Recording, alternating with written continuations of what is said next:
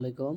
আজকে একটি প্রশ্ন আলোচনা করব। প্রশ্নটি নেওয়া হয়েছে 17 and 18th century non fictional prose থেকে। এই সাবজেক্টটি ইংলিশ ডিপার্টমেন্টের থার্ড ইয়ারের একটি subject, non fictional prose. Francis বেকনের এসে থেকে বি পার্টের জন্য একটি প্রশ্ন। প্রশ্নটি হলো, আনম্যারিড ম্যান আর best friend, best masters, best servants, but not always best subjects justify. অর্থাৎ অবিবাহিত পুরুষেরা সেরা বন্ধু, সেরা প্রভু, সেরা দাস, কিন্তু সর্বদা সেরা প্রজা নয়।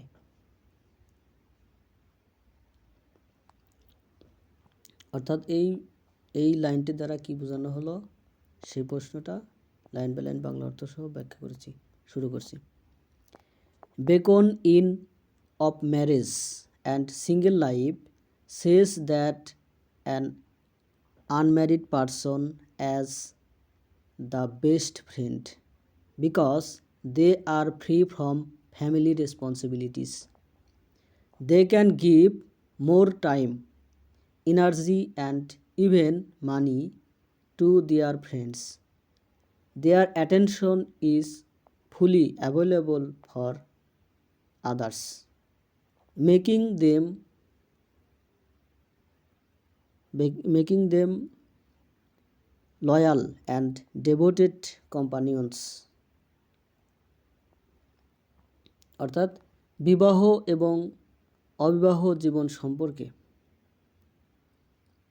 মানে এই সেটের ভিতরে বেকন বলেছেন যে একজন অবিবাহিত ব্যক্তি সেরা বন্ধু, কারণ তারা পারিবারিক দায়িত্ব থেকে মুক্ত। ফ্রি ফ্রম ফ্যামিলি রেসপন্সিবিলিটিস, কারণ তারা পারিবারিক দায়িত্ব থেকে মুক্ত। তারা তাদের বন্ধুদের আরও বেশি সময়, শক্তি এবং এমনকি অর্থও দিতে পারে। তাদের মনোযোগ অন্যদের জন্য সম্পূর্ণভাবে উপলব্ধ, যা তাদের বিশ্বস্ত এবং নিবেদিত প্রাণসঙ্গী করে তোলে। Unmarried people are also the best master.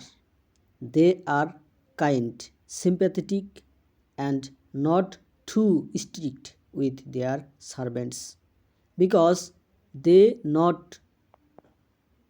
do not have a household to manage. They can treat those under them with more freedom and consideration. অর্থাৎ অবিবাহিত ব্যক্তিরাও সেরা প্রভু। তারা দয়ালু, সহানুভূতিশীল এবং তাদের সদস্যদের সাথে খুব বেশি কঠোর নয়। তাদের পরিচালনা করার জন্য কোনো পরিবার নেই। তাদের অধীনে থাকা ব্যক্তিদের সাথে আরও স্বাধীনতা এবং বিবেচনার সাথে আচরণ করতে পারে। However, as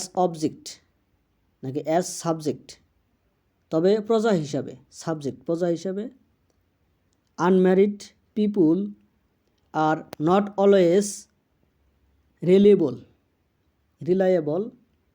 Bacon notes that they lead a careless life and lack the same sense of duty as married persons. Like soldiers without baggage, they can easily avoid responsibilities or leave suddenly.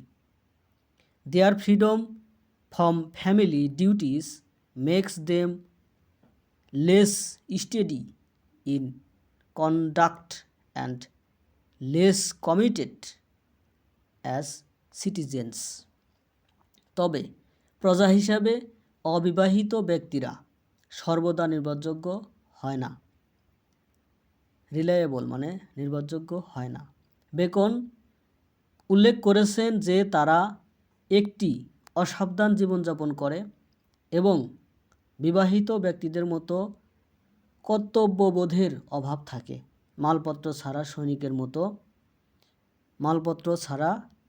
মতো। Like soldiers without baggage, মালপত্র ছাড়া সৈনিকের মতো। তারা সহজেই দায়িত্ব এড়াতে পারে বা হঠাৎ চলে যেতে পারে। পারিবারিক কর্তব্য থেকে তাদের স্বাধীনতা তাদের আচরণে কম স্থির এবং নাগরিক হিসেবে কম প্রতিশ্রুতিবদ্ধ করে তোলে। দাস এভাবে beacon appreciates unmarried people for friendship and leadership, but he also warns that their lack of responsibility can make them poor subjects. His view is based on practical,